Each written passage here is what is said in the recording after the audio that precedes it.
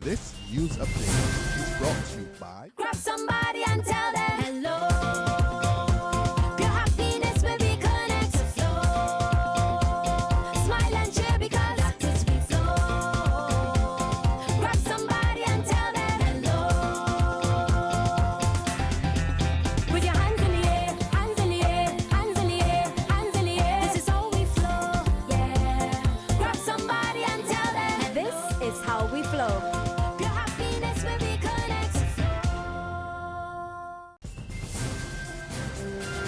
This is the Barbados Today evening news update for Friday, November 20th.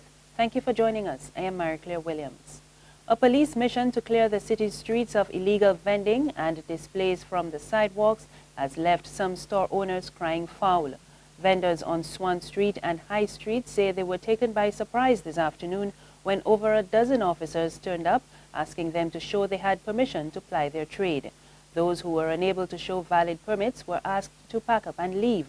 One young cassava vendor disappeared and returned with a permit bearing his name, which he claimed was his, but police refused to allow him to resume business because he was unable to provide his national identification card. Some store owners said they were not happy that they could not display their merchandise on the sidewalk. The vendors said they believed the police action is due to the approaching Christmas season. Barbados could be getting significantly more loans from China to fund a number of infrastructure and development projects. That includes the expansion of Grantley Adams International Airport. The disclosure comes as the government takes one step closer to funding the Sam Lord's Castle redevelopment project through the signing of a preferential loan agreement with the Export and Import Bank of China. That agreement follows 18 months of negotiation, and it will see the disbursement of $170 million for the construction of a Wyndham Hotel on the site of the old Sam Lord's Castle. Ambassador of the People's Republic of China to Barbados, Wang Qi, says the St. Philip project is the first large-scale infrastructure in Barbados being funded by a preferential loan from Beijing. The loan agreement signed today will not only greatly promote the bilateral practical cooperation between China and Barbados, but also bring new vitality into partnership of comprehensive cooperation between China and Latin American and Caribbean.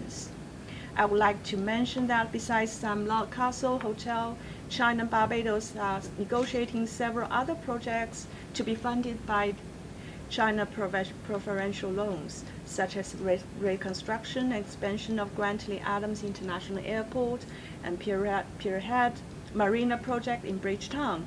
I hope the two sides, taking Sam Lord's Castle Hotel project as an example, could push forward negotiations of further cooperation and continuously gain new achievements so as to bring more and greater benefits to our two countries and two peoples. And Prime Minister Frundle Stewart says he expects the construction of the Wyndham Hotel to add value to the island's tourism product.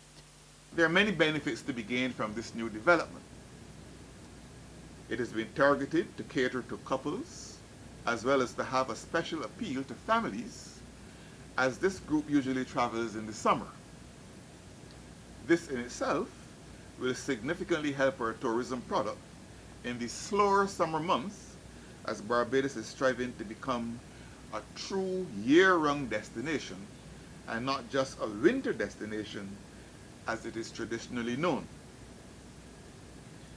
Barbados currently has 5 internationally branded hotels representing 805 rooms, or 14% of the total inventory.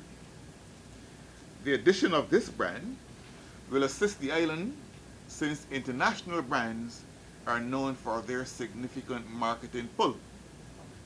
Former Prime Minister Sir Lloyd Erskine Sandiford says he is not in favor of Barbados becoming a republic at this time. Prime Minister Frundle Stewart has stated plans to hold public consultations on the matter, but Sir Lloyd said today that instead of considering a change to republic status, the government should be focusing more on addressing the island's economic concerns. I would say this much, that from 1966 until the present time, Barbados has done remarkably well under our political system, democratic two-party political system.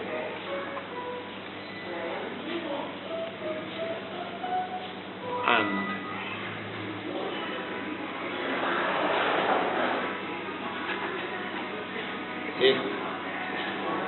if you can tell me how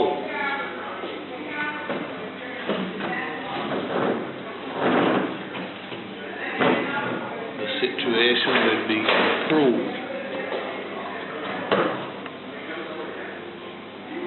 by doing that,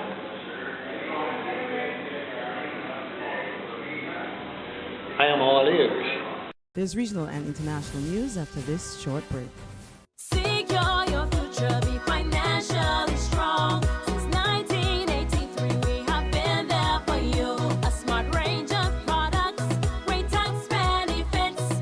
We're the solution to your hopes and your dreams. The Barbados Workers Union Cooperative Credit Union. The Barbados Workers Union Cooperative Credit Union. Humble beginnings to smart loans, smart savings. Save smart and borrow smarter, that's the move for me. Stability, prosperity, we're the solution to your hopes and your dreams. The Barbados Workers Union Cooperative Credit Union. The Barbados Workers Union Cooperative Credit Union. In news from the region, the government of Dominica is proposing that the U.S.-based Colgate-Palmolive acquire its operations on the island after the company announced Thursday that it is shutting shop. Nearly 100 workers are on the breadline as a result of the closure. Prime Minister Roosevelt Skerrit confirmed the company is shutting down the Belfast-based Dominica coconut products. The company is engaged in the production of raw oil and soap, primarily for export. Skerrit said the government would seek to provide assistance to the 94 employees who will be losing their jobs. He added the government will also provide them with the necessary support to mitigate against the loss of employment. In international news, officials in Mali say there are no more hostages after suspected Islamist gunmen stormed a hotel in the capital, Bamako. Earlier today, gunmen entered the Radisson Blu Hotel and seized 170 people.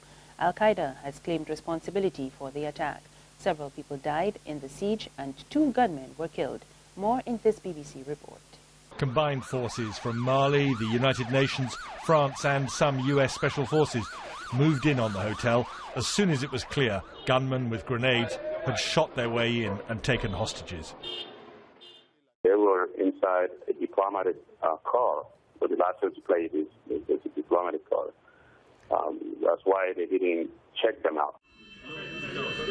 When security forces got inside the hotel, they immediately found bodies, but were able to start rescuing terrified guests, most of them hiding in their rooms. I heard gunshots very early in the morning. I thought it was firecrackers and didn't realise it was a hostage situation. Thank God we're safe. The soldiers were very professional. They took good care of us. I tried something, but then the soldiers said, "Stay in the room." Soon, security forces were bringing out dozens of hotel guests and staff who had survived the attack. Some reported the extremists shouting Allahu Akbar, God is greatest, and releasing those who could recite verses from the Quran. And that's the news this evening. Remember, there's more on our website, www.barbadostoday.bb. You can also subscribe to our e-paper, email updates, and like us on Facebook. We're on Izumi Media in bus terminals and Screenplay at supermarkets and gas stations. Also, tune in to Channel 101 on Flow TV or Mix 96.9 FM for more news. I am Mary Claire Williams. Good evening.